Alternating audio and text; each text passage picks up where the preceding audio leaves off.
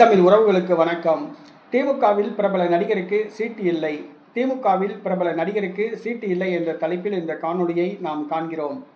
திமுக 2026 தமிழக சட்டசபை தேர்தலுக்கான வேட்பாளர் பட்டியலை நேற்றைய தினம் அறிவித்தது. அதில் பல பிரபலங்கள் இடம்பெற்றுள்ளார்கள், பல புதுமுகங்கள் இடம்பெற்றுள்ளார்கள். திமுகவை சார்ந்த ஒரு பிரபல தமிழ் திரைப்பட நடிகர் தனக்கு சீட்டு கிடைக்கும் என எதிர்பார்த்து காத்திருந்தார். அதற்காக களப்பணியாற்றினார், நம்பிக்கையோடு இருந்தார்.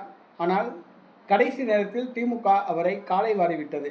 ஆம், பிரபல தமிழ் திரைப்பட நடிகர் போஸ் வெங்கட். பிரபல தமிழ் திரைப்பட நடிகர் போஸ் வெங்கட். இவர் தமிழர் கிடையாது, இவர் தெலுங்கர். தான் ஒரு தெலுங்கர் என்று பெருமையாக மார்தட்டி கொள்பவர். தமிழ்நாடு சட்டசபை தேர்தலில் போட்டியிட அவர் திமுகவிடம் விருப்ப மனு தாக்கல் செய்திருந்தார். ஆனால் நேற்றைய தினம் அறிவிக்கப்பட்ட வேட்பாளர் பட்டியலில் அவருடைய பெயர் இல்லை. அது அவருக்கு மிகப்பெரிய அதிர்ச்சியை கொடுத்தது. போஸ் வெங்கட் தமிழர் கிடையாது, அவர் தெலுங்கர் என்பது குறிப்பிடத்தக்கது. அவர் ஆந்திராவிலிருந்து இங்கு பிழைக்க வந்தவர், நடிப்பதற்காக வந்தவர். வந்து இங்கு தங்கியுள்ளார். திமுகவில் போட்டியிட விருப்ப மனு தாக்கல் செய்தார். ஆனால் அவருக்கு போட்டியிட விருப்ப மனு வழங்கப்படவில்லை. பெரும்பாலான தெலுங்கர்கள் ஆந்திராவிலிருந்து இங்கே வந்து பிழைப்பதற்காக வந்தவர்கள் இங்கே குடியேறிவிட்டார்கள்.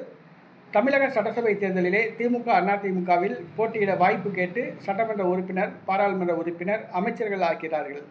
ஆனால் அவர்களுடைய பூர்வீகம் தமிழ்நாடு கிடையாது, தெலுங்கர் என்பது குறிப்பிடத்தக்கது. ஆக தமிழ்நாட்டில் மட்டும்தான் இந்த பிரச்சனைகள் நடைபெறுகிறது.